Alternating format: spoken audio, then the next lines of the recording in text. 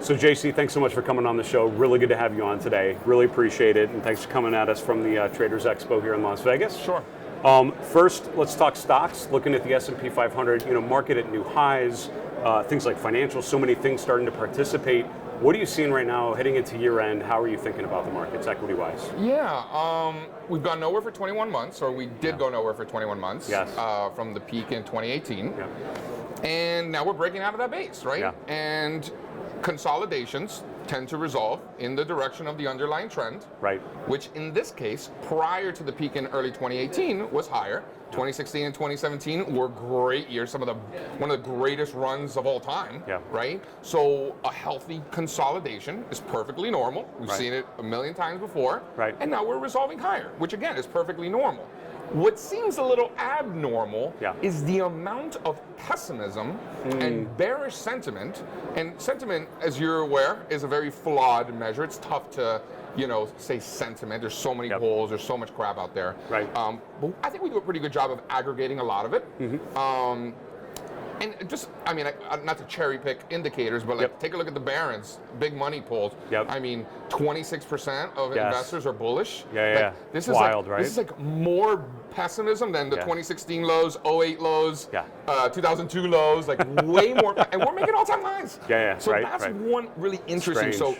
But JC, what is going to take stocks higher? Well, the fact that no one's in, I think, can take the S&P to 3,300 and the Dow to 30,000. I think that's I think that's where we're going. If the Dow's above 27,000, to not be long is irresponsible. Right. Same thing with S&P at 3,000. So I think we're going a lot higher. An interesting. We talk a lot about intermarket analysis. A big reason why we've been so bullish of stocks over recent months is because we felt that a correction of some sort was due in gold and bonds. Perfect. So it all really, really fits in. And I think a big issue, not an issue, with the circumstances in the gold market is that commercial hedgers have the largest net short position of all time. So I'm thinking to myself, are they so short because they think prices go up? Probably not. And we have been so bullish of gold over the past year because gold miners, gold commercial hedgers, you can see the CFTC data, gold commercial hedgers were actually net long going into the fourth quarter last year. Gold hedgers actually hedge. They're never long. They were net long, if I'm not mistaken, check my math, for the first time ever. Right? And then gold ripped, so they got it right. And now they have the largest net short position of all time. I'm not getting in front of that. So for me, the gold trade is a no touch or short. But I'd rather have a no touch if gold's below 1,600 and gold miners GDX is below 31. So, got it. JC, when is it time to get back into gold? I think when you see gold miners with a 31 handle, GDX, it's probably time to be getting back into gold. And I don't think that's happening anytime soon. Now, next to gold, think about copper, right? People talk about Dr. Copper, how that has a lot of implications for China, just for equity market health overall. What are you seeing there?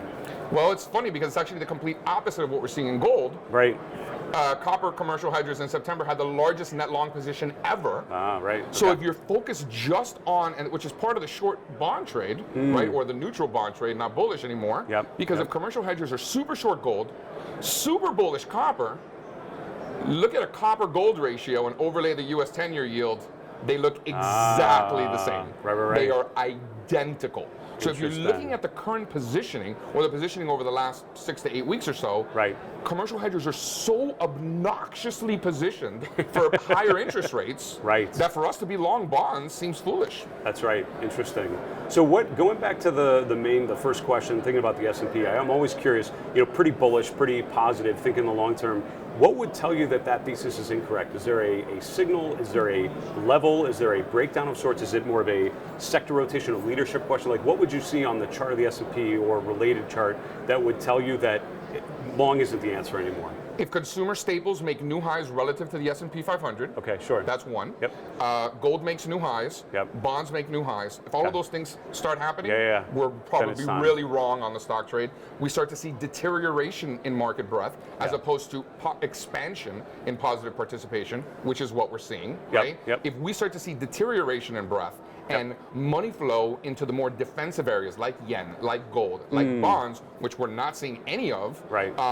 Extreme positive bullish sentiment readings, which we're getting the opposite. That's right. So it's not like there's this golden indicator that Yeah, says buy or sell. Yeah. It really is, and that's where the art form comes in. Yep. I know I'm preaching to the choir, Yeah, but yeah. it really is a weight of the evidence mosaic, thing. right? And I think that if Dow's above 27,000 and you're not super long, I mean, what data are you looking at? You know?